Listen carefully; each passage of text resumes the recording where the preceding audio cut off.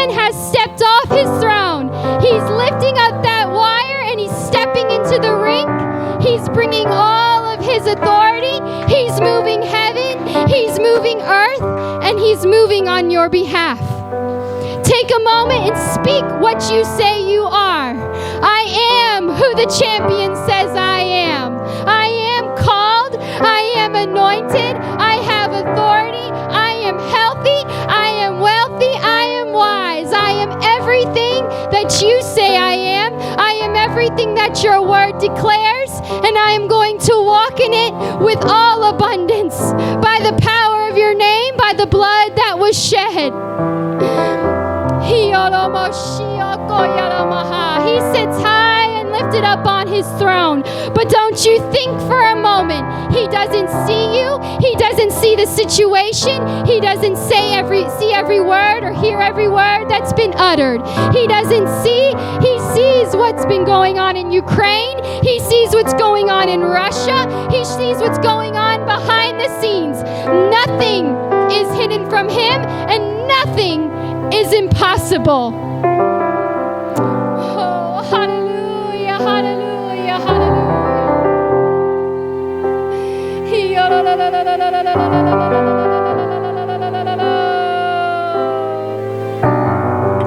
The champion has stepped into the scene, and now you are caught in between. You're caught from where you were to where you are going. There is this little window of time that we are in right now, and I feel such anticipation. I see the season is changing. You see it in the natural right now. It looks like winter. It almost still feels like winter, but there's touches of spring. The trees are budding. The weather's turning warmer. The air smells different. The sun feels different when it hits your skin. The trees are blooming. Yet there's still this little linger of winter that's there, and you're caught in between. Do I dress for winter? Do I dress for spring? Do I sow those seeds or maybe use a little wisdom to wait? That's kind of where I'm at right now. And we find ourselves caught in between, this moment where Jesus is stepping into your season. He's changing your season. He's changing your situation. You haven't completely left it, but you haven't completely stepped into it. Before we're seated, I want to read from Ecclesiastes for just a moment. Oops, I can find it here. I got everything marked.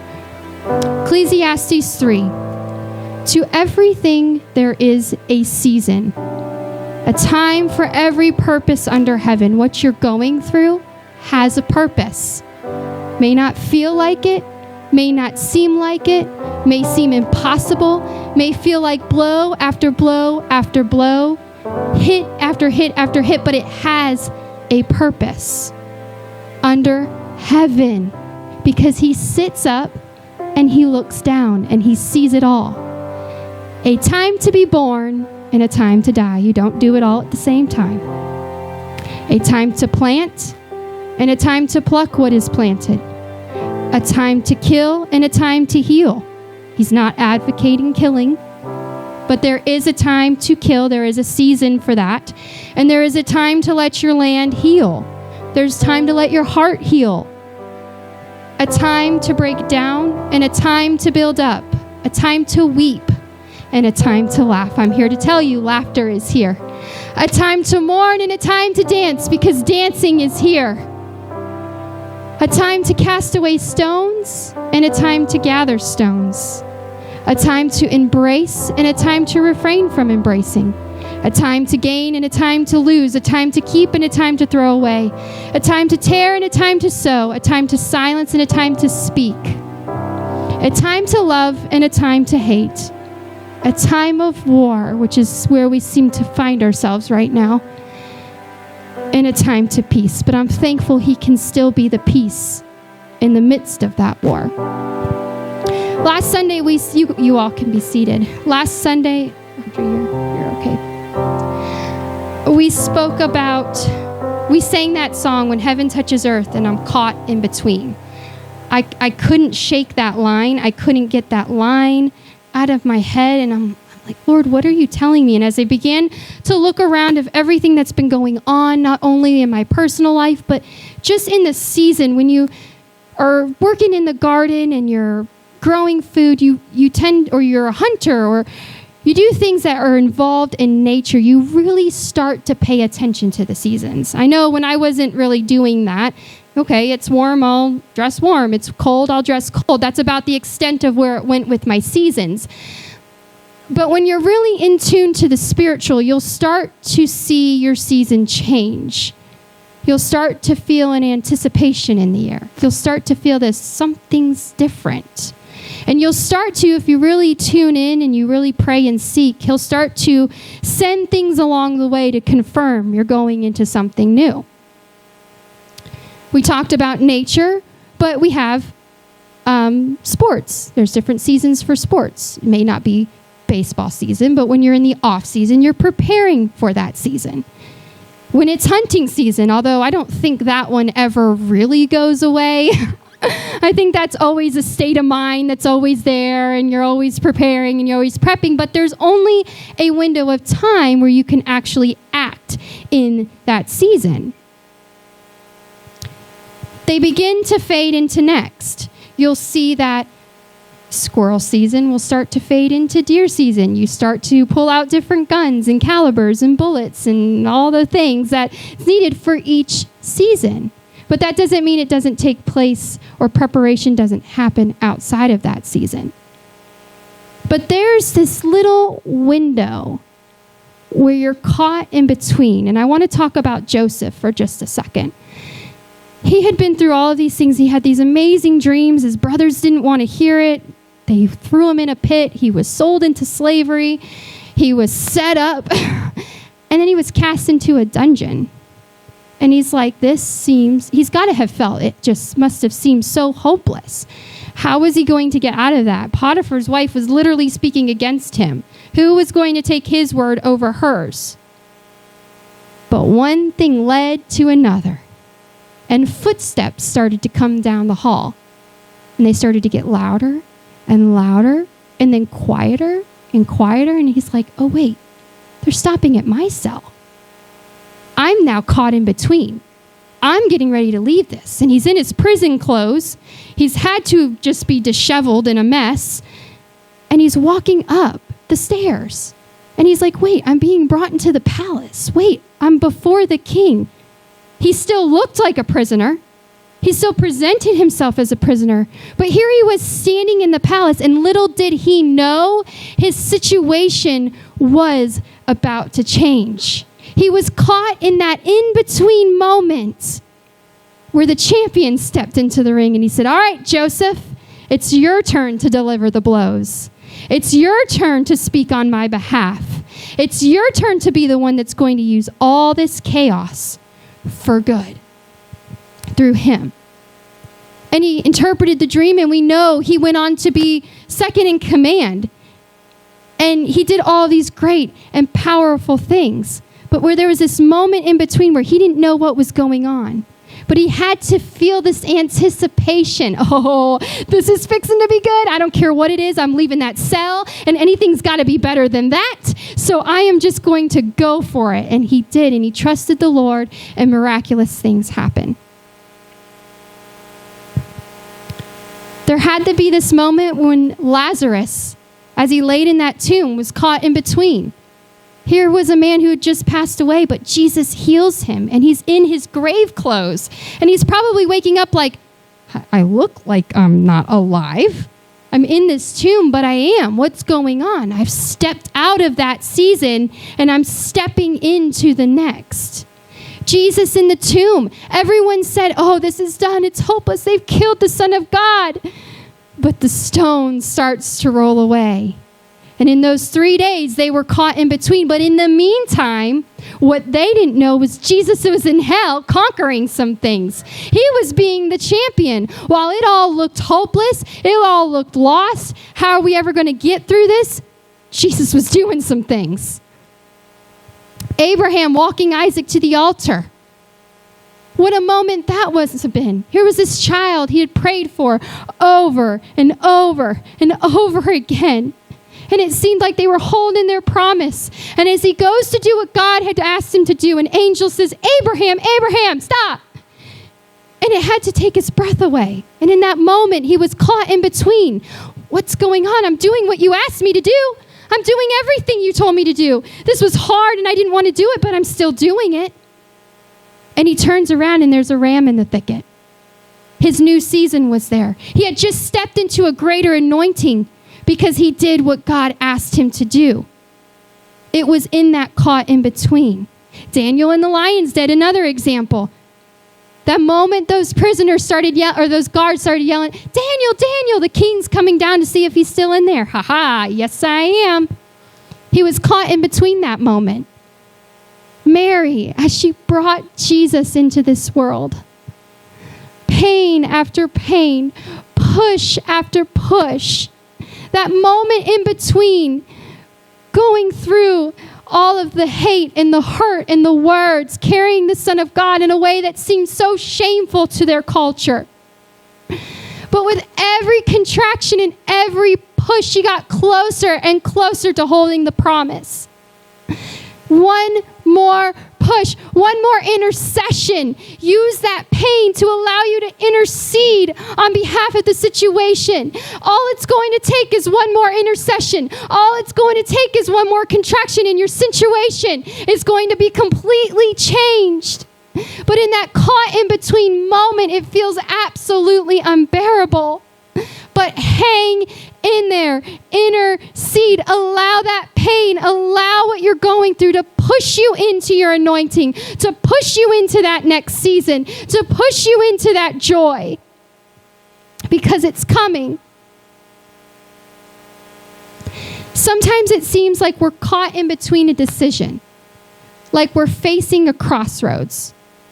I want to give God everything. I want to be all in. But there's this crowd over here saying these things, and it sounds really good. They sound like they could be right. And that's where they found themselves in John chapter 6. I mentioned that last Sunday during our worship, and that has just stuck in my mind. It's like this thing, because I feel like that's where so many are right now. They're in this crossroads. Jesus had just fed the multitude with 5 loaves and 2 fish, one of the greatest miracles. He turns around and then walks on water, and people are gathered. They're coming. They had been seeing him heal. They had been hearing about who he was. And the next day, the crowd is out searching for him. And they find him on the other side of the sea, and they're like, Master, what are you doing here? And he's like, you're only here for the bread. You're only here because I just filled your belly with bread. You're here for the miracles. You're not really here for me. And he began to teach in his parables, and he began to tell them how I am the bread of life. The only way you're going to get to the Father is by me, by eating of me and drinking my blood, which he's referring to the Passover. And in 6:26 of John, he says, Jesus answered them and said, most assuredly, I say to you, you seek me not because you saw the signs, but because you ate of the loaves and were filled. So you had just enough to fill you. Just enough. You saw the signs and wonders. You saw the miracles. It brought you in.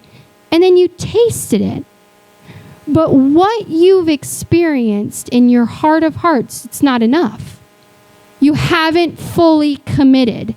And when he started to challenge them on that, they began to murmur. And they began to bring up the manna and eat after they left Egypt. And he said, it was my Father who gave them that. That wasn't Moses. That was me. I'm standing right here in front of you. He couldn't get any plainer than that. And they left. They said, this isn't for me. And they left. And who was left there standing with him? 12 people from a crowd. You can't assume because a crowd leaves, something's wrong with the person. Sometimes people have to figure it out for themselves, but where they are is in a crossroads. Am I going to listen to the world? because it sounds really good. It has a lot of things to offer me right now. Or am I going to listen to Jesus because I've had just enough to know that that sounds really good too? Adam and Eve found themselves in a crossroads. They literally walked with the presence of God. But there was something about this apple that I didn't know about. There was something about this world. This snake makes it seem really good. And you know the decision they made. They were caught in between. David had the opportunity to kill Saul, who was making his life hard. But he didn't. Then he turns around, though, and gets involved with Bathsheba. He had a choice to not do that. But God's still faithful in our mistakes. And when we fall, that he's faithful to pick us back up, that no matter what we've done, we're not too far from the presence of God. We're not too far from him picking us back up and placing our feet back on the path that he's laid before us and going forward. Shadrach, Meshach, and Abednego had the opportunity to bow. They could have bowed. Their choices were death either way. If they would have denied God, they would have died. If they wouldn't have denied God, they were getting thrown into a furnace, so they're going to die. So either way, I'm dying. Either way, I'm doomed. I don't know. I'm going to go with Jesus because there's always a way of escape with him. And as we know, they made it through. They survived the fire, and in fact, there was one more with them. Situations might seem overwhelming. It might feel like you can't see the left from the right. There's fog, and it looks dense. It looks hopeless. But that's where Jesus shows up the most. That's where Jesus is able to do the greatest thing. When you have nothing left, when you say, God, I've given it all. I've been in this boxing ring, but what about me? That's when he steps up and he ministers to you. And now you've got this unshakable, unwavering faith because you have seen him bring you through it. You have felt him pick you up when you were down.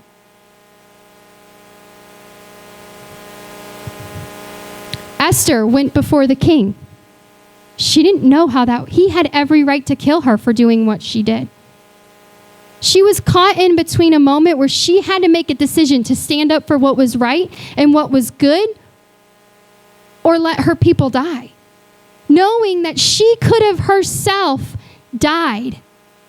And in that moment, when he moved his sepulcher towards her and he said it was okay to enter, and he was actually excited to see her. He was happy that she came there.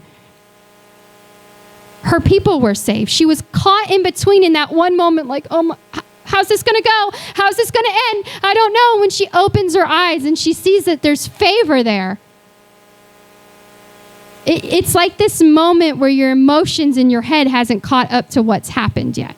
You still see the effects of everything that you've just been through, everything you just came out of, but it's not that any longer. It's not that anymore. Your season has literally changed in the blink of an eye. It's how quickly it can happen. So when you're caught in between these decisions, when you're caught in between a dream to a fulfillment, when you're caught in between painful things, when you're caught in between those moments where you feel hopeless, that's when God does his best work. That's when he shows up and he says, are you going to follow me? Are you going to let me be the one to do it? Are you going to stay here with me on the shore? Or are you going to go follow them? Are you going to go do it your way?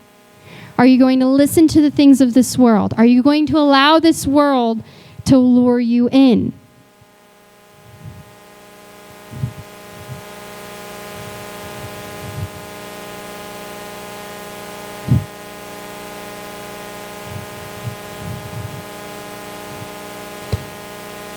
I love the story of, well, I don't love it, but I find it almost like comical. The story of when Peter's in prison and the angel literally wakes him up and says, get dressed, come on, put your shoes on, let's go. he had to have been like, what is happening right now? Like, to think 1 minute you're sleeping in a prison cell, and then the next minute this angel's rescuing you. And then he brings him to this house, and he's got to be like dazed and confused.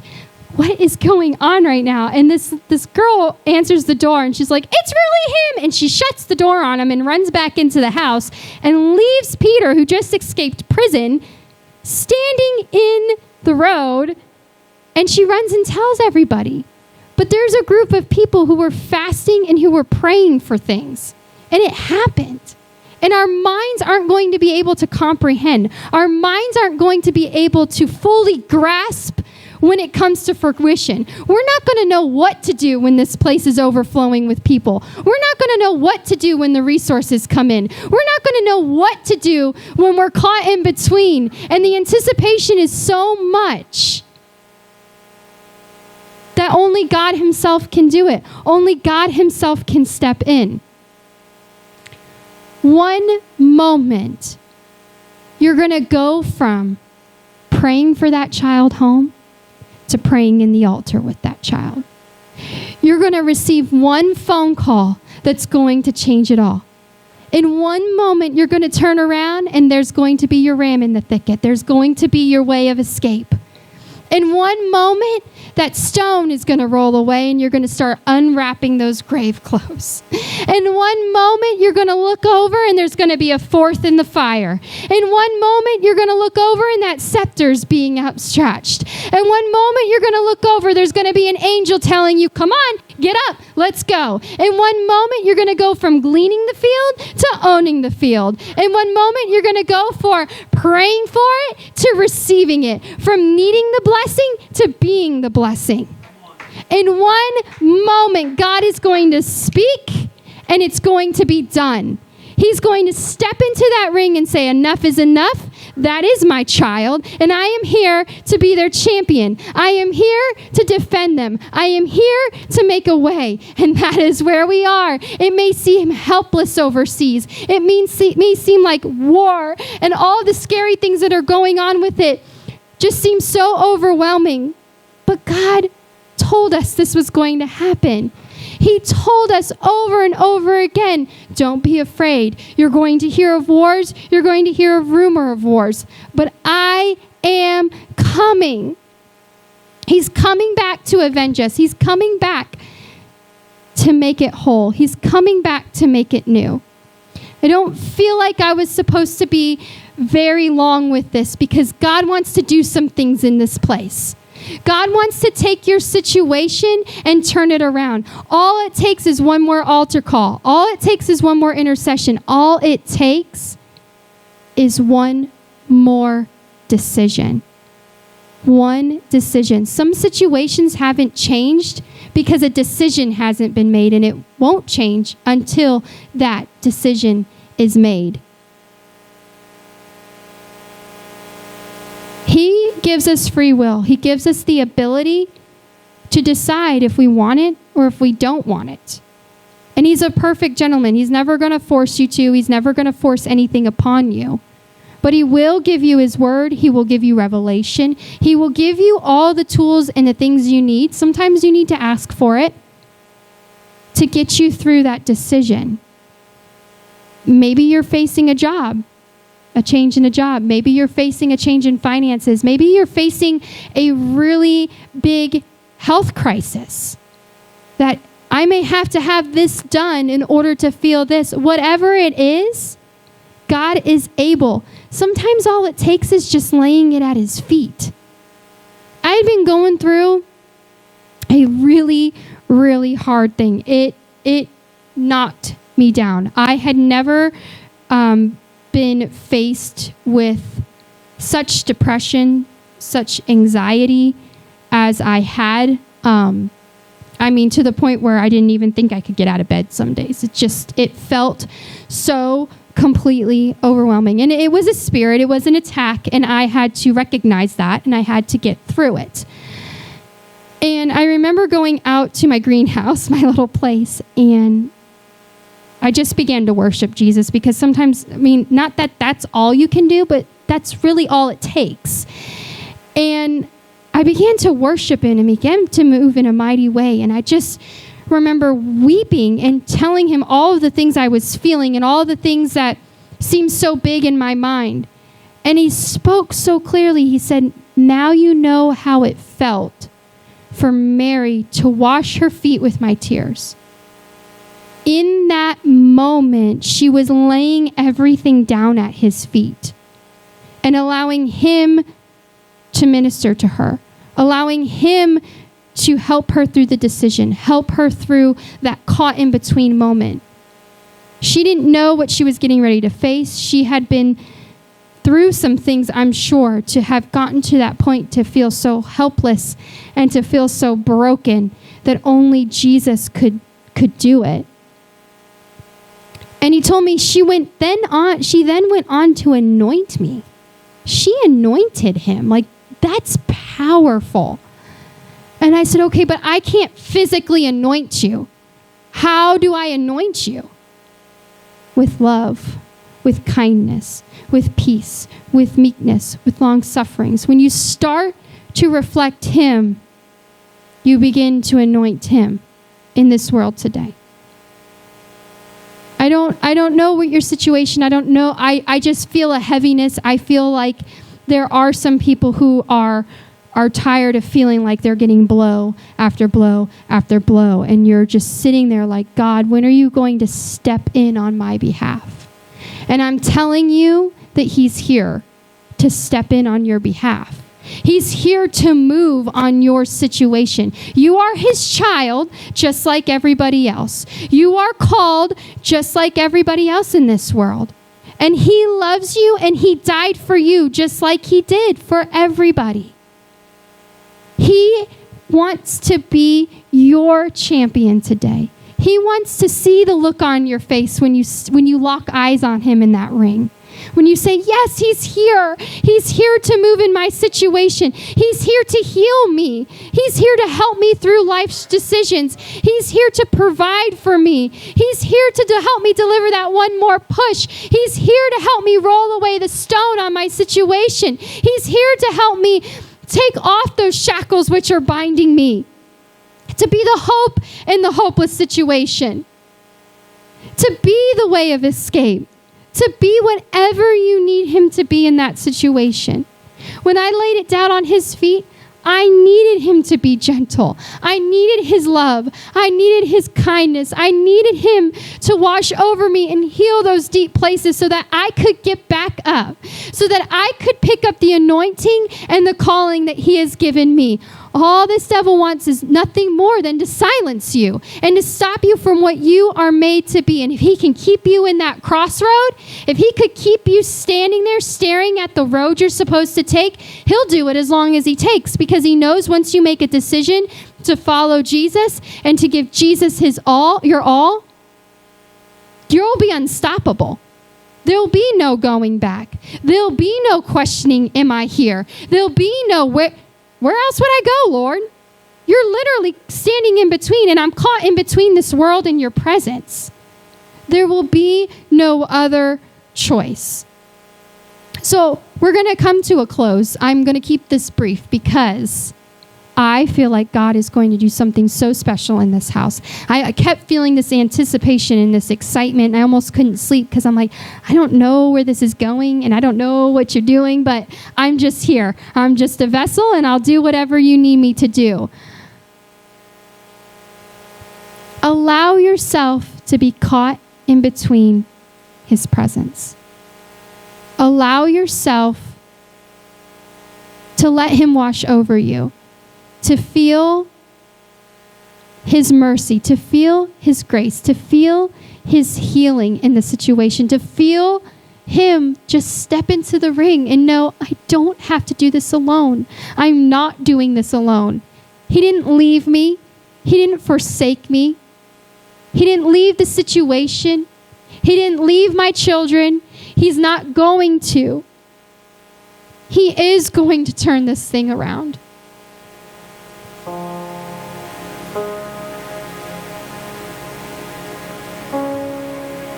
You know, when we drove in, there was these trees, and Aaron was like, wow, did you see that? they were purple, and the flowers had just opened up. And it was just like this little wave, just a gentle wave just came over me. And he's like, that's what it is to be caught in between. It's a beautiful tree bloomed with flowers when everything around it seems dead. It's a rushing creek that flows through the snow. This blanket of snow that covers everything, and you can't see what's going on underneath it. It feels like there's no life there. But there's this creek that never stops. It's going to go until this world is gone. It was set in motion from the beginning. And if he spoke that creek into existence in the beginning of time and told it where it to go, and it will never stop, how much more will he do it for you? The one who he died for.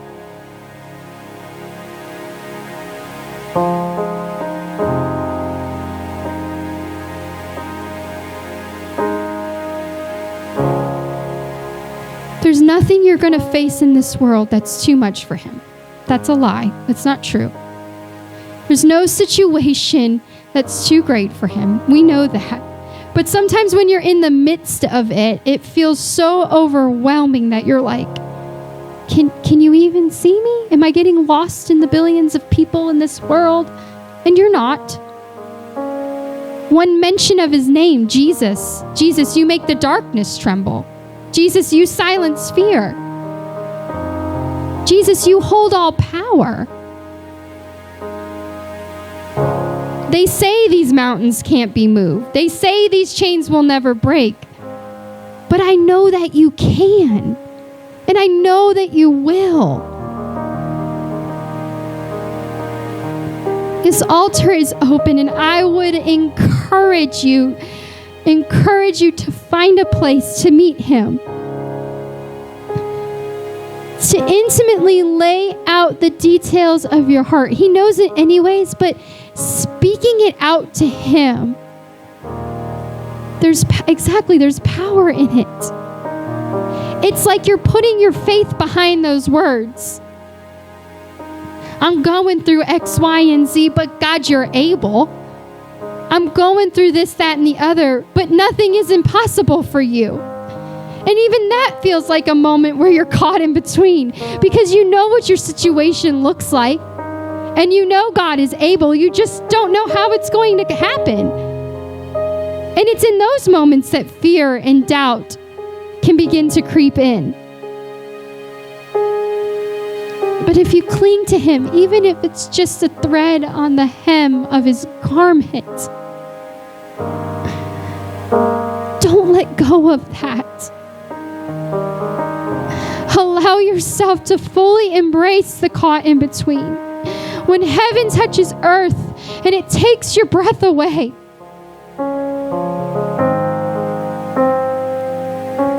everything has a purpose, the good and the bad. We just have to allow ourselves to see it and allow ourselves to fully embrace it, because there's nothing that you face that he can't step into, and that he hasn't already stepped into. He's in the moment of completion. He's in the moment where it is finished and it is done. And he knows everything you're going to walk through. He knows every single step you're going to take. All he's asking you to do is keep him the main focus. Keep him number one. Keep clinging to him. Keep stepping into his presence. Keep showing up. Keep being faithful.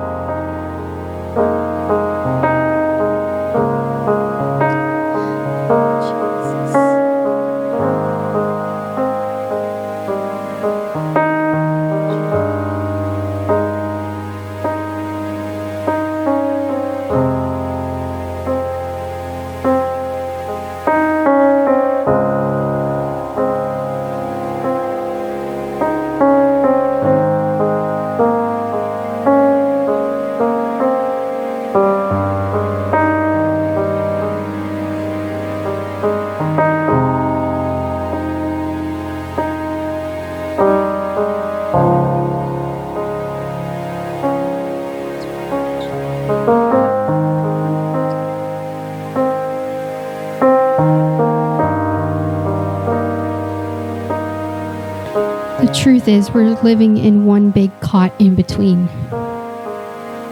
We're living in a life that's not our home. Our goal is to get to heaven. We're in between this life and this earth and heaven, because we're not in this world. We are in this world, but we're not of this world. This world is not our home. But just like I read to you in Ecclesiastes, there's these seasons and these ebbs and these flows that we go through while we're caught in between. It's like more caught in betweens. But there is a time to be born, and there will be a time to die. There is a time to plant something. You can't plant something outside of its time. There is a time to pluck up what is planting. You do it too early or you do it too late, and you'll miss your fruit. There's a time to break things down. There's a time to build them back up. There is a time to weep.